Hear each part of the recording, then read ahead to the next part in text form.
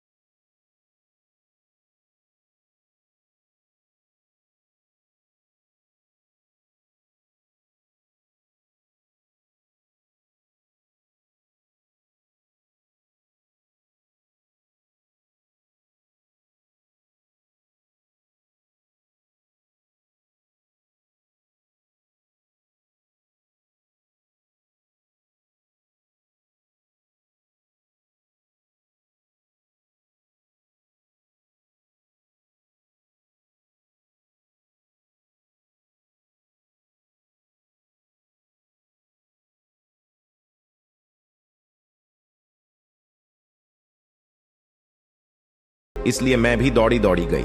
उस स्त्री की पीड़ा बढ़ती ही जा रही थी। घना जंगल कारण उसे कहीं ले जाया भी नहीं जा सकता था। तभी यह भिक्षु वहां आ पहुंचा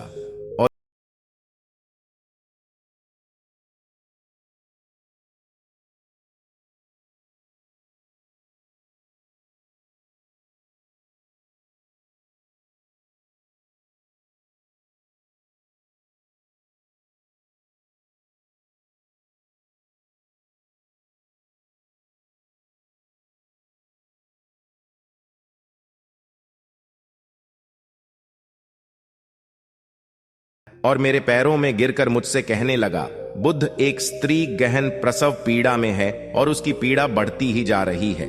कहीं मां और बच्चे को कुछ हो न जाए। ये सब सुनकर बुद्ध ने कहा कि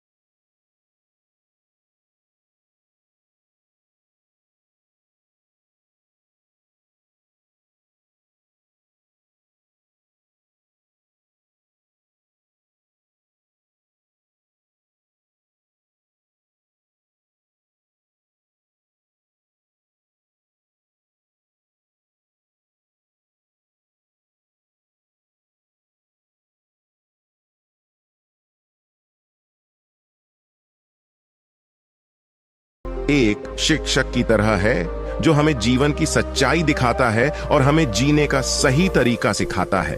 आप चाहें तो जिंदगी जीना भी सीख सकते हैं। गुरुजी उपदेश दे रहे थे कि तुम चाहो तो कुछ भी हासिल कर सकते हो और अगर चाहो तो एक कोने में बैठकर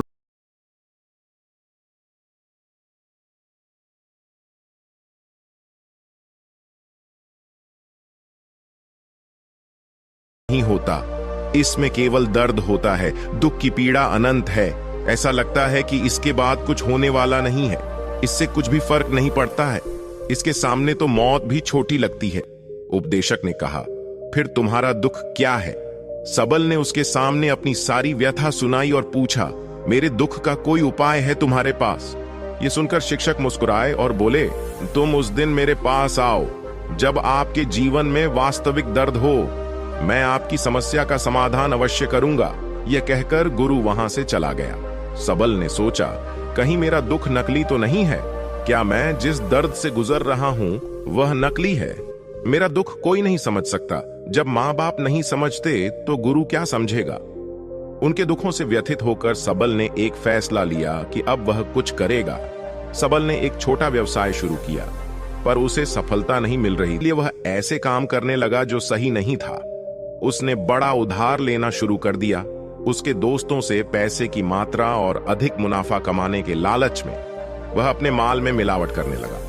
उसने अन्य व्यापारियों के खिलाफ भी साजिश रची और उन्हें डराया धमकाया। वश इधर उधर नजर दौड़ाई। उसे एक पेड़ के नीचे एक दुकानदार नजर आया। वह आम बेच रहा था। युवक उस दुकानदार के पास पहुंचा और उसे पत्थर दिखाते हुए बोला, क्या आप इस पत्थर की कीमत बता सकते हैं? दुकानदार एक चालाक व्यक्ति था। पत्थर की चमक देखकर वह समझ गया कि अवश्य ही यह कोई कीमती पत्थर है। वह बनावटी आवाज में बोला, देखने में तो कुछ खास नहीं लगता, पर मैं इसके बदले 10 आम दे सकता हूं। दुकानदार की बात सुनकर युवक को हल्का सा क्रोध आ गया। वह मन ही मन बुदाया, यह आदमी मुझे बेवकूफ समझता है। इतना सुंदर पत्थर और इसका मूल्य सिर्फ 10 आम। अवश्य ही यह झूठ बोल रहा है। युवक को चुप देखकर दुकानदार बोल उठा, क्या कहते हो, निकालूं आम? पर युवक ने दुकानदार को कोई जवाब नहीं दिया। वह चुपचाप आगे बढ़ गया। सामने एक सब्जी वाला अपनी दुकान सजा रहा था। युवक उसके पास पहुंचा और उसे पत्थर दिखाते हुए उसका मूल्य पूछा।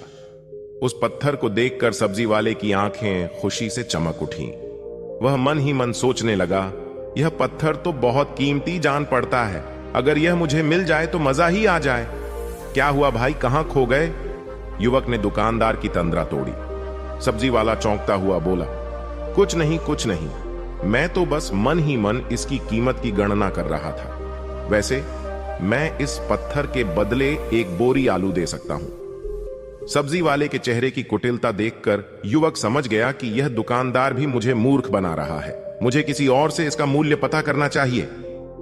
यह सोचता हुआ युवक आगे बढ़ गया। सब्जी वाला दुकानदार ने युवक को पीछे से आवाज लगाई, क्या हुआ भाई, अगर आपको यह मूल्य कम लग रहा है तो बताएं।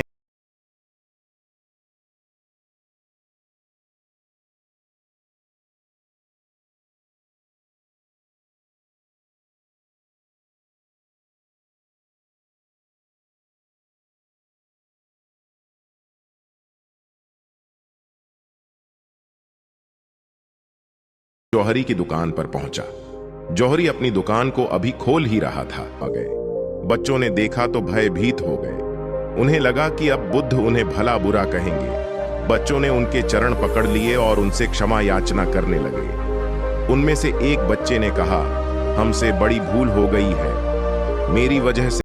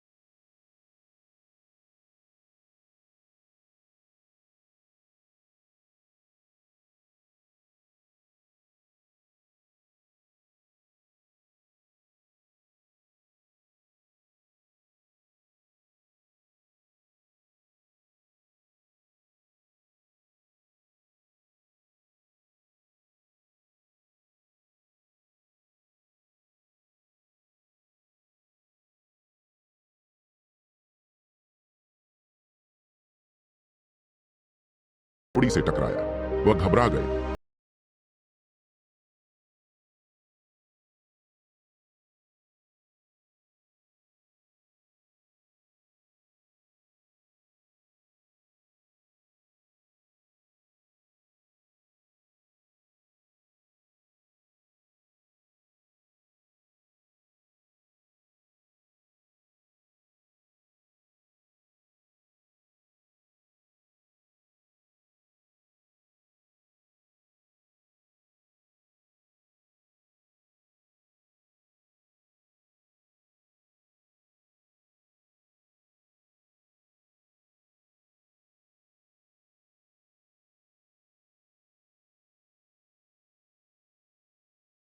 ने मित्रों को समझाया, आदमी को कभी पद और मान का घमंड नहीं करना चाहिए, लेकिन इस संसार में हर कोई सात्विक प्रवृत्ति का नहीं है।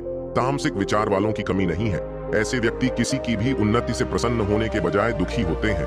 कोई न कोई कमी निकालकर औरों की आलोचना करते हैं, लेकिन किसी को भी अपनी आलोचना या निंदा पर दुखी नहीं होना चाहिए। कोई आपकी आलोचना करता है तो अपने अंदर झांक कर देखें, न कि उसके प्रति दुर्भावना रखें। किसी ने आपकी गलती बताई है तो उसे यह कहकर धन्यवाद दें कि आपने मुझे मेरी गलती का एहसास करा दिया। फकीर से मित्रों को नई सीख मिली। तीसरी कहानी, गौतम बुद्ध नदी के किनारे बैठा था। एक व्यक्ति पास से गुजरा तो उसने पूछा, बाबा क्या कर रहे हो? गौतम बुद्ध ने कहा, इंतजार कर रहा हूं कि पूरी नदी सूख जाए तो मैं इसे पार कर लूं। उस व्यक्ति ने कहा, कैसी बात करते हो बाबा, पूरा पानी सूखने के इंतजार में तो तुम कभी नदी पार ही नहीं कर पाओगे। तो उस गौतम बुद्ध ने कहा, यही तो मैं लोगों को समझाना चाहता हूँ कि तुम लोग जो सदा यह कहते रहते हो कि एक बार जीवन की सारी जिम्मेदारियां पूरी हो जाए तो मैं खुश रहूं, मौज करूं, घूमूं फिरूं, सबसे मिलूं, लोगों की सेवा करूं, इसी तरह नदी का पानी कभी खत्म नहीं होगा और हमको नदी से ही पार जाने का रास्ता बनाना है। एक ना एक दिन हमारा जीवन खत्म हो जाएगा, पर ये जिम्मेदारियां कभी खत्म नहीं होंगी। हमें अपने जीवन की इन्हीं जिम्मेदारियों को अपने साथ लेकर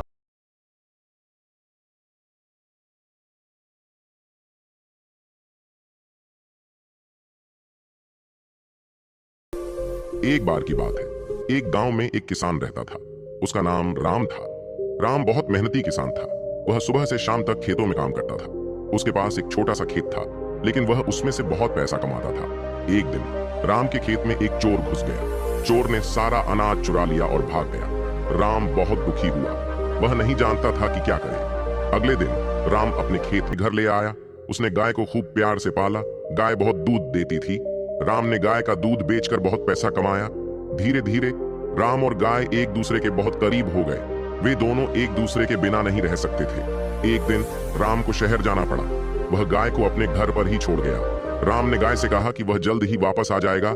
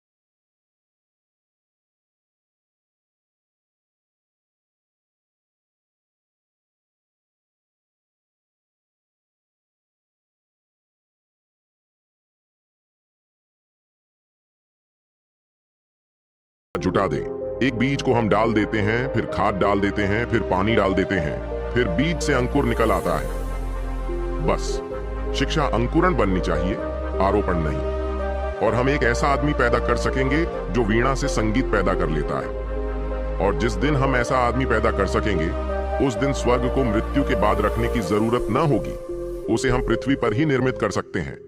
बुद्ध के फिर मानूंगा कि मुझे कम से कम तीर तलवार से तो नहीं मार रहे हैं।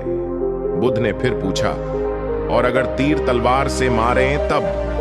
भिक्षु बोला, मुझे घायल ही तो कर रहे हैं।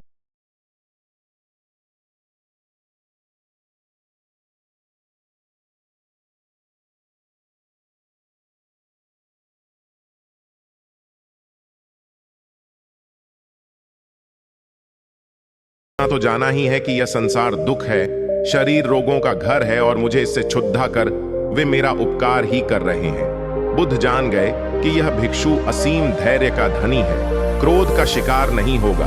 यह सच्चा भिक्षु है। भिक्षु के लिए कड़वे वचनों को सुनना और प्रहारों को सहना सबसे बड़ी तपस्या है। आशीर्वाद देकर उन्होंने उसे जाने की अनुमति दे दी। प्रत्येक व्यक्ति अपने जीवन में कुछ लक्ष्यों को निर्धारित करता है, जिससे वह अपनी योग्यता और अपनी प्रगति की परख करता है। यदि लक्ष्य हासिल नहीं होते हैं तो वह अपनी कमियों को देखता है, उसमें सुधार करता है। प्रत्येक व्यक्ति अपने जीवन में कुछ लक्ष्यों को निर्धारित है और फिर उन लक्ष्यों को हासिल करने की कोशिश करता है। कई लोग अपने लिए लक्ष्यों को निर्धारित करते हैं और उसको पाने के लिए रणनीति भी बनाते हैं, लेकिन वे असफल होते हैं। जागरण अध्यात्म में आज हम भगवान बुद्ध से जुड़ी एक प्रेरक घटना के बारे में बता रहे हैं, जिसमें आपके लिए एक संदेश है। बुद्ध को जब ज्ञान की प्राप्ति हो गई तो फिर वे संसार को उस ज्ञान से आलोकित करने निकल पड़े। भगवान बुद्ध किसी गांव में जीवन के विभिन्न आयामों पर प्रतिदिन व्याख्यान देते। उनके प्रवचनों में जीवन का सार छिपा रहता। उनकी बातों को लोग बहुत ही गौर से सुनते थे। एक व्यक्ति बिना नागा किए उनके व्याख्यान सुनता। काफी समय बीत जाने के बाद भी उसने अपने अंदर कोई विशेष बदलाव नहीं पाया है। इससे परेशान होकर वह एक दिन बुद्ध के पास गया और बोला कि वह लंबे समय से एक अच्छा इंसान बनने के लिए उनके प्रवचनों को सुनता रहा है, लेकिन इससे उसे कोई विशेष लाभ नहीं हुआ। वह एक अच्छा इंसान नहीं बन पाया, उसमें कोई बदलाव नहीं आया है। उसकी बातों को सुनकर बुद्ध मुस्कुराए। उन्होंने उसके सामने उसके गांव का नाम, वहां तक की दूरी, वह वहां कैसे जाता है आदि जैसे प्रश्नों की झड़ी लगा दी। जब बुद्ध ने उससे कहा कि क्या वह यहां से बैठे बैठे अपने गांव पहुंच जाए है, बुद्ध ने कहा, पत्थर से कई गुना शक्ति लोहे में होती है, इसलिए लोहा पत्थर को तोड़कर टुकड़े टुकड़े कर देता है। फिर शिष्य ने पूछा, लोहे से भी कोई चीज बेहतर होगी? बुद्ध ने पुनः कहा, क्यों नहीं, अग्नि है जो लोहे को गलाकर द्रव्य रूप में बना देती है। इस पर शिष्य ने कहा, क्या अग्नि की विकराल लपटों के सामने किसी की क्या चल सकती होगी? बुद्ध ने कहा, केवल जल है जो अग्नि को शीतल कर देता है। फिर शिष्य ने पूछा, जल से टकराने की फिर किस में ताकत होगी? फिर बुद्ध ने समझाया, ऐसा क्यों सोचते हो वत्स, इस संसार में एक से एक शक्तिशाली हैं। वायु का प्रवाह जल धारा की दिशा बदल देता है। संसार का प्रत्येक प्राणी वायु के महत्व को जानता है, क्योंकि इसके बिना जीवन का महत्व ही क्या है। जब वायु ही जीवन है, फिर इससे अधिक महत्वपूर्ण वस्तु के होने का प्रश्न ही नहीं उठता। शिष्य ने कहा, को कैसी लगी हमें कमेंट करके जरूर बताएं। ऐसे ही वीडियो देखने के लिए हमारे अनस्टॉपेबल स्पिरिट को सब्सक्राइब। कभी कभी हम जाने अनजाने में कुछ ऐसी गलतियां कर जाते हैं जिनका पछतावा हमें फिर बाद में होता रहता है। जब हम गलतियां करते हैं तब हम इस बात का बिल्कुल भी पता नहीं रखते हैं। इस गलती से हमारे जीवन में आगे चलकर कोई प्रभाव भी पड़ सकता है। कभी कभी हमारी ज्यादा अच्छाई भी हमारे दुख का कारण बन जाती है। हमें पता ही नहीं चलता है कि हम स्वयं ही अपने लिए खाई खोद रहे हैं। एक समय की बात है, एक नगर में एक युवक रहता था। युवक का परिवार बहुत गरीब था। उसके परिवार में आए दिन किसी न किसी बात को लेकर झगड़े चलते रहते थे। वह युवक इन झगड़ों से बहुत परेशान था। जब वह युवक ने पारिवारिक झगड़े को रोकने की बहुत कोशिश की, पर वह झगड़े रुकने की जगह बढ़ते ही जा रहे थे। तो युवक काम की तलाश में लोगों के पास जाता तो लोग पूछते हैं कि भाई तुम कितना वेतन लोगे, तो उनसे कहना कि आप मुझे बस काम दे दीजिए, मेरे परिवार की आर्थिक स्थिति बहुत खराब है, मुझे काम की बहुत आवश्यकता है, आप बस मुझे काम पर रख लीजिए और आप जितना दोगे मैं उतना ही ले लूंगा। तो लोग उसकी मजबूरी का फायदा उठाकर उसे कम कीमत पर काम पर रख लेते, क्योंकि उसने लोगों को खुद ही मौका दे दिया। लोगों को पता था कि उसे काम की बहुत जरूरत है, वह कम पैसों में भी काम कर लेगा। और जब वह युवक अपने मित्रों के पास, अपने सगे संबंधियों के पास बैठता, तब भी वह अपनी गरीबी की बातें करता। वह अपने मित्र और सगे संबंधियों से कहता कि मैं क्या करूं, मेरा परिवार बहुत गरीब है, हमें 2 वक्त की दाल रोटी भी ठीक से नसीब नहीं होती और आए दिन परिवार में लड़ाई झगड़े होते रहते हैं। मुझे तो कुछ भी समझ में नहीं आता कि मैं करूं क्या। उसके मित्र और सगे संबंधी भी उस समय उसकी बात सुन लेते और उसके बाद में वह सभी उसका मजाक बनाते हैं और कहते यह गरीब तो गरीब का गरीब ही रहेगा, इसका कुछ भी नहीं हो सकता और इनके परिवार में भी प्यार नहीं है। जब देखो एक दूसरे से लड़ते झगड़ते रहते हैं और यह हमारे पास बिना बात का रोना रोता रहता है और खुद कुछ करता नहीं है। जबकि वह युवक तो उनको अपना समझकर अपनी समस्या बता रहा था ताकि लोग उसकी कोई मदद कर सके, लेकिन किसी ने उसकी मदद तो की नहीं। अब युवक जहां भी जाता सभी लोग उसका तिरस्कार करते, उसे गरीब कहकर पुकारते। कोई भी व्यक्ति उसे काम की पूरी कीमत नहीं देता। वह युवक दिन भर काम करता पर उसे कुछ ही पैसे मिलते थे। कोई भी उसकी मेहनत का पूरी कमाई नहीं देता था। अगर वह उनको कुछ कहता तो वो लोग उसे कह देते, एक काम करना है तो कर, नहीं तो जा यहां से। अब उस युवक को तो काम की जरूरत थी, इसलिए वो काम तो करता ही था। धीरे धीरे समय के साथ उस युवक की हालत बहुत खराब हो गई थी। सभी लोग उस युवक का इस्तेमाल करने लग गए, क्योंकि सबको पता चल चुका था कि वह युवक बहुत गरीब है, उनका कुछ नहीं बिगाड़ सकता और उसे पैसों की जरूरत है, काम तो करेगा। सभी नगरवासियों उसका अपमान करते, उसे गरीब गरीब कहकर पुकारते। इन सब बातों से वह युवक बहुत परेशान हो गया। उसे समझ ही नहीं आ रहा था कि आखिर उसके साथ यह सब क्या हो रहा है। तभी उसने लोगों से बातें करते हुए सुना कि नगर में एक बौद्ध भिक्षु आए हैं। उन बौद्ध भिक्षु के पास सभी समस्याओं का हल है। वह बौद्ध भिक्षु बहुत ज्ञानी व्यक्ति है। यह सुनकर वह युवक भी उन बौद्ध भिक्षु के पास जा पहुंचा। वह युवक बौद्ध भिक्षु के पास जाकर उन्हें रोता हुआ बोला कि महाराज, सभी लोग मेरे साथ ऐसा क्यों करते हैं। तभी उस युवक की बात सुनकर बौद्ध भिक्षु ने पूछा कि क्या हुआ बालक। तभी वह युवक जोर जोर से रोने लगता है और रोते रोते अपनी सारी बात बौद्ध भिक्षु को बताता है और उनसे कहता है कि महाराज, सभी लोग मुझे गरीब गरीब कहकर पुकारते हैं, मेरा मजाक बनाते हैं और कोई भी मनुष्य मुझे अपनी मेहनत की पूरी कमाई नहीं देता है। मैं उनके खेतों में पूरे दिन काम करता हूं और वह मुझे बहुत कम पैसे देते हैं। मेरे दोस्त और मेरे मित्र भी सारे मेरा मजाक बनाते हैं। वह बौद्ध भिक्षु उस युवक की सारी बातें बड़े ध्यान से सुनते हैं और उससे पूछते हैं कि सभी नगर वासियों को इस बात का कैसे पता चला कि तुम बहुत गरीब हो और लोग तुम्हें पूरे दिन काम करने के बाद भी इतना कम वेतन क्यों देते हैं। बौद्ध भिक्षु की बात सुनकर युवक बोला कि दरअसल महाराज, मैंने ही नगर वासियों से हमदर्दी पाने के लिए उनसे कहा था कि मैं बहुत गरीब हूं, मुझे आप काम पर रख लीजिए, जो आप दोगे मैं ले लूंगा। यह सुनकर वह बौद्ध भिक्षु बोले, इसमें लोगों की क्या गलती है। अगर नगरवासी तुम्हारा मजाक बनाते हैं, तुम्हें कम वेतन देते हैं, तो इसमें तुम्हारी गलती है। तुम ही ने उन लोगों को बढ़ावा दिया है। तुम्हें कुछ बातें सिर्फ अपने तक ही सीमित रखनी चाहिए थी, लेकिन तुमने तो वह बातें सबको बता दी। बौद्ध भिक्षु की बात सुनकर वह युवक उनके पैरों में गिर गया और उनसे बोलने लगा कि महाराज, मैं अब क्या करूं, आप मेरी इस परेशानी को दूर करो। युवक की बात सुनकर बौद्ध भिक्षु बोले, देखो, अब जो हो गया उसे तो वापस नहीं लाया जा सकता है, लेकिन आज मैं तुम्हें ऐसी 7 बातें बताऊंगा जो तुम्हें कभी भी किसी को नहीं बतानी है, सिर्फ अपने तक ही सीमित रखनी है, चाहे फिर वह तुम्हारा मित्र ही क्यों ना हो या फिर कोई सगा संबंधी ही क्यों ना हो। तुम्हें यह बातें किसी को नहीं बतानी है। बौद्ध भिक्षु की बात सुनकर वह युवक बड़ी प्रशंसा से बोला कि बताइए महाराज, वह कौन सी बातें हैं जिन्हें हमें किसी को नहीं बताना चाहिए। फिर बौद्ध भिक्षु ने युवक से कहा कि जो तुम्हें पहली बात किसी को नहीं बतानी चाहिए, तुम्हारे जीवन का सपना। हम क्या करते हैं, हम अपने सपने को सभी को बता देते हैं कि मैं यह करूंगा, मैं बड़ा होकर यह बनना चाहता हूं।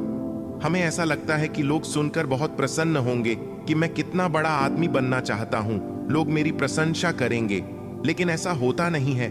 जब हम अपने सपने को लोगों को बता देते हैं तो हमारे मन में संतुष्टि का भाव जाता है। हम मन ही मन बहुत खुश होते हैं, जिससे हम अपने सपने के प्रति वो जुनून नहीं रख पाते हैं जो हमारे पहले था। जब हम अपने सपने लोगों को बता देते हैं तो उनकी उम्मीदें हमसे बढ़ जाती है। वह हमारे ऊपर और भी ज्यादा ध्यान देने लगते हैं, जिससे कभी कभी हम तनाव में भी आ जाते हैं और फिर यही तनाव हमारे जीवन में असंतुलन पैदा करता है और फिर हम अपने सपने से, अपने लक्ष्य से भटक जाते हैं। जब हम अपने सपने किसी को बताते हैं तो आपको कुछ लोग तो प्रेरणा देंगे, जिससे आपको आगे बढ़ने में हिम्मत मिलेगी। लेकिन बहुत से लोग ऐसे हैं जो आपको प्रेरणाहीन करेंगे, आपको डिमोटिवेट करेंगे, जिससे आप आपके लक्ष्य से भटक सकते हो। इसीलिए जो भी आपका सपना है उसे पूरा करो, उसके बाद ही लोगों को बताओ। अगर पहले बता दोगे तो लोग रुकावटें पैदा कर देंगे, और सपने को अगर चुपचाप तुमने पूरा किया तो लोगों को स्वतः ही पता चल जाएगा कि तुमने कौन सा सपना हासिल किया है। इसीलिए कभी भी किसी को अपना सपना मत बताओ, अपना लक्ष्य मत बताओ।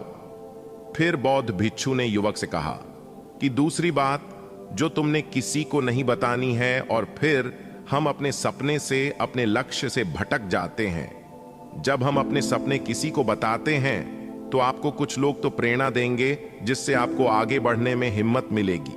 लेकिन बहुत से लोग ऐसे हैं जो आपको प्रेरणाहीन करेंगे, आपको डिमोटिवेट करेंगे, जिससे आप आपके लक्ष्य से भटक सकते हो। इसीलिए जो भी आपका सपना है उसे पूरा करो, उसके बाद ही लोग को बताओ। अगर पहले बता दोगे तो लोग रुकावटें पैदा कर देंगे, और सपने को अगर चुपचाप तुमने पूरा किया तो लोगों को स्वतः ही पता चल जाएगा कि तुमने कौन सा सपना हासिल किया है। इसीलिए कभी भी किसी को अपना सपना मत बताओ, अपना लक्ष्य मत बताओ। फिर बौद्ध भिक्षु ने युवक से कहा कि दूसरी बात जो तुमने किसी को नहीं बतानी है, हम क्या करते हैं। जैसे हमें कोई समस्या होती है, कोई परेशानी आती है, तो हम तुरंत लोगों के पास उसके समाधान के लिए पहुंच जाते हैं, उन्हें अपना दुखड़ा सुनाने लगते हैं। लेकिन दूसरे लोगों को अपनी परेशानी बताने का मतलब है स्वयं के लिए एक और परेशानी खड़ी करना। क्योंकि जब हम किसी से अपनी परेशानी बताते हैं तब तो हमें बहुत अच्छा महसूस होता है। हमें ऐसे लगता है कि मानो हमारा थोड़ा सा दुख तो चला गया। लेकिन सभी लोग हमारी परेशानियां कम नहीं करते, बल्कि उन्हें और बढ़ा देते हैं और हमारे सामने कई नई परेशानियां खड़ी कर देते हैं। हम जितने लोगों के साथ अपनी समस्याएं बताते हैं उनमें से 70% लोग तो ऐसे होते हैं जिनको हमारी परेशानियों से कोई फर्क नहीं पड़ता, बल्कि वह तो हमारा मजाक बनाते हैं। और 20% लोगों को यह जानकर खुशी होती है, और 10% ऐसे लोग ही होते हैं कि जिनको थोड़ा बहुत फर्क पड़ता है कि हम कितने परेशान हैं। लेकिन फर्क पड़ने का मतलब यह नहीं है कि वह तुम्हारा साथ दे ही देंगे। जब लोग हमारी परेशानियां, हमारी समस्याओं का मजाक बनाते हैं तो हमें बहुत बड़ा दुख होता है। इसीलिए हमें कभी भी अपनी परेशानियां किसी को नहीं बतानी चाहिए, स्वयं ही उनका हल खोजना चाहिए। क्योंकि हमें हमसे बेहतर कोई नहीं जानता, और हम खुद ही बिना किसी की मदद से हर परेशानी से बाहर निकल सकते हैं। फिर बौद्ध भिक्षु युवक को तीसरी बात बताते हुए कहते हैं कि हम सभी के घर परिवार में कोई ना कोई समस्या जरूर होती है। जहां सब लोग एक साथ रहते हैं तो कहासुनी भी हो जाती है। हमारी परिवार के साथ हमारे संबंध अच्छे हो या बुरे हो, हमें किसी को भी नहीं बताना चाहिए। जब हम दूसरों को इसके बारे में बताते हैं तो लोग मजे लेकर तुम्हारी बातें सुनते हैं। उन्हें कोई फर्क नहीं पड़ता कि तुम किस परेशानी में हो, बल्कि वह लोग तो उन कमजोरियों का फायदा उठाने की कोशिश करेंगे। तुम्हें तुम्हारे परिवार की समस्याओं को आपस में ही अपने परिवार वालों से बात करके सुलझा लेनी चाहिए, तो तुम्हें दूसरे लोगों को बताने की जरूरत ही नहीं पड़ेगी।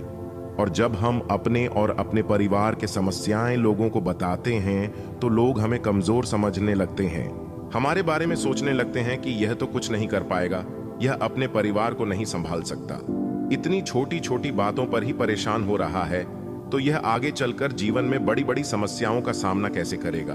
हम तो लोगों को अपने परिवार की समस्याएं यह सोचकर बताते हैं ताकि वह हमारी मदद कर सके। लेकिन यह दुनिया बहुत मतलबी है। इस दुनिया में कोई आपका खास नहीं है। लोग हमारी बातें मजे ले लेकर सुनते हैं और हमारे सामने तो झूठी हमदर्दी दिखाते हैं, और फिर हमारी पीठ पीछे जो बातें हम उन्हें बताते हैं उन्हें अच्छे से नमक मिर्च लगाकर चारों तरफ फैला देते हैं, जिससे उन लोगों का तो कुछ नहीं बिगड़ता, पर तुम्हारे परिवार की इज्जत मिट्टी में मिल जाती है। लोग तुम्हारे परिवार के बारे में तरह तरह की बातें बनाने लगते हैं। एक बात की 100 बात करने लगते हैं।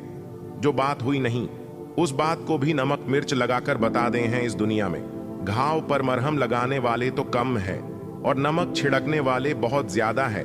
इसलिए कभी भी किसी को अपने परिवार की स्थितियों के बारे में नहीं बताना चाहिए। फिर बौद्ध भिक्षु ने उस युवक को चौथी बात बताते हुए कहा कि तुम लोगों के सामने इस बात को कभी मत बताना कि तुम किन चीजों के मालिक हो या फिर तुम्हारे पास क्या क्या है। तुम तो लोगों को ऐसे ही अपने बारे में बताते हो कि तुम्हारे पास इतने बंगले हैं, इतनी गाड़ी है, इतना धन है, ताकि लोगों को पता चल सके। लेकिन तुम यह सोचकर उन्हें नहीं बता रहे हो कि तुम उन्हें नीचे दिखाने की कोशिश कर रहे हो।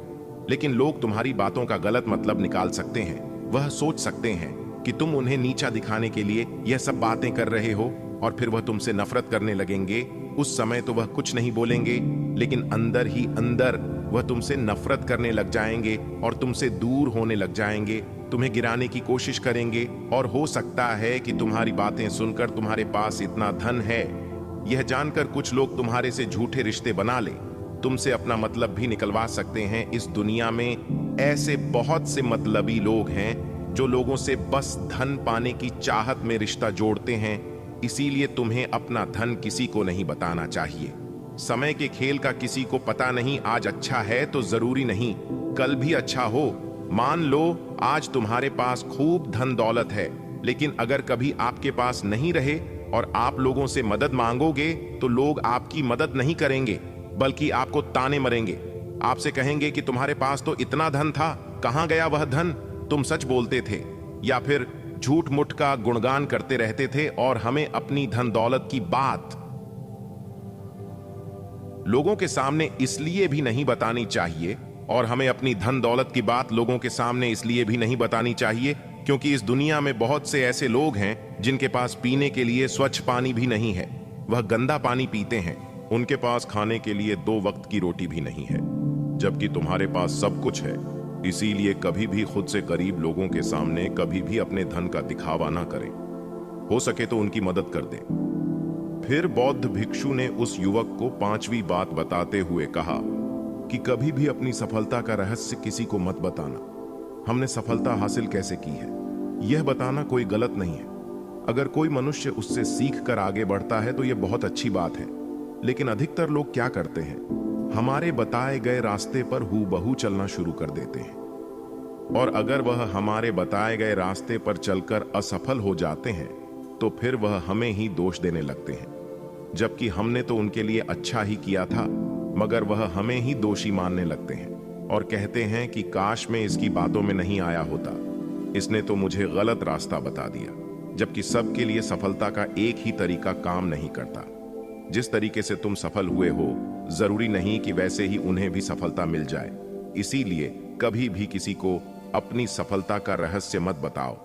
अगर वह मनुष्य सच में ही तुमसे सफलता का मार्ग जाने की कोशिश करें और उस कार्य उसे बहुत लगन हो और वह बहुत दृढ़ संकल्पी हो कि नहीं मुझे तो यह कार्य करना ही है, तो तुम उसे जरूर बता सकते हो। लेकिन तुम आगे से कभी भी किसी को कुछ मत बताओ, नहीं तो अगर वह लोग असफल रहे तो वह तुम्हें ही दोषी मानने लगेंगे। उन लोगों को इस बात से कोई फर्क नहीं पड़ता कि तुम उनके लिए अच्छा कर रहे हो। वह असफल होने पर तुमसे घृणा करने लगेंगे, तुम्हें भला बुरा बोलने लगेंगे। इसीलिए कभी किसी को कुछ मत बताओ। फिर बौद्ध भिक्षु ने उस युवक को छुट्टी बात बताते हुए कहा, अगर तुम किसी की मदद करते हो तो मदद को लोगों के सामने मत लाओ, क्योंकि इस दुनिया में बहुत से लोग गरीब हैं जिनको हमारी दया दान की आवश्यकता है। लेकिन अगर तुम उन गरीब लोगों की इसलिए मदद करते हो ताकि लोग आपकी तारीफ करें, लोग आपको अच्छी नजरों से देखें, समाज में आपका नाम हो, तो ऐसा दिखावा कभी मत करो। जबकि तुम्हें लोगों की मदद इसलिए नहीं करनी चाहिए कि दूसरे लोग आपकी तारीफ करें, बल्कि आपको लोगों की मदद सच्चे हृदय से बिना किसी को बताए करनी चाहिए, क्योंकि यही मदद आपको अंदर से शांति प्रदान करवाती है। जब तुम किसी जरूरतमंद की सहायता करते हो तो तुम्हें अंदर ही अंदर एक अलग ही आनंद की अनुभूति का एहसास होता है। लेकिन अगर तुम किसी जरूरतमंद की सहायता बस दिखावे के लिए करते हो तो कुछ पल के लिए तो तुम दूसरों की नजरों में अच्छे बन जाओगे, लेकिन तुम कभी भी आत्मसंतुष्टि प्राप्त नहीं कर पाओगे। फिर बौद्ध भिक्षु उस युवक को 7वीं और अंतिम बात बताते हुए कहते हैं कि कभी भी अपनी आमदनी का जिक्र दूसरों के सामने मत करो, क्योंकि यह एक ऐसी बात है जिसे हमें हमेशा हमारे परिवार तक ही सीमित रखनी चाहिए। अपने मित्रों या फिर अपने सगे संबंधियों को कभी अपनी आमदनी मत बताओ। हमें कभी भी किसी से भी ना तो उसकी आमदनी पूछनी चाहिए और ना ही अपनी आमदनी बतानी चाहिए, क्योंकि जब हम लोगों को अपने आमदनी बताते हैं तो लोग हमारी स्थिति का आसानी से पता लगा लेते हैं, जो हमारे लिए बिल्कुल भी सही नहीं है। क्योंकि अगर हमारी आमदनी कम होती है और हम लोगों को बता देते हैं तो लोग हमें गरीब समझकर हमसे दूर होने लगते हैं, हमारा तिरस्कार करने लगते हैं, हमें नीचा दिखाने लगते हैं, हमें नीचा समझने लगते हैं, हमारी इज्जत नहीं करते। अगर हमारी आमदनी ज्यादा होती है और हम लोगों से उसके बारे में बता देते हैं तो लोग हमसे मतलब से रिश्ते रखना शुरू कर देते हैं। उन्हें हमसे नहीं, हमारे पैसों से मतलब होता है। लोग आपसे इसलिए रिश्ता नहीं जोड़ेंगे आप एक अच्छे इंसान हो, बल्कि वह तो आपसे इसलिए रिश्ता जोड़ेंगे क्योंकि आपके पास धन है। जो लोग आपको पसंद नहीं करते वह भी धन की वजह से तुमसे रिश्ता रखेंगे और तुम्हारे साथ ऐसा बर्ताव करेंगे जैसे तुम उनके लिए बहुत खास हो। इसीलिए कभी भी किसी को अपनी आमदनी मत बताओ, बस इसे अपने और अपने परिवार तक ही सीमित रखें, क्योंकि आपका परिवार ही आपकी तरक्की को देखकर खुश होता है। बाकी तो यह दुनिया आपकी तरक्की को देखकर जलने वालों में से है। युवक बौद्ध भिक्षु की सारी बातें बड़ी अच्छी तरीके से समझ गया और उसी वक्त अपने मन ही मन में यह संकल्प ले लिया कि आज के बाद कभी भी किसी को अपने रहस्य नहीं बताएगा। इसके बाद उस युवक ने बौद्ध भिक्षु को प्रणाम किया और फिर वहां से चला गया। दोस्तों, आपको इस कहानी से क्या सीख मिलती है, हमें कमेंट करके जरूर बताएं।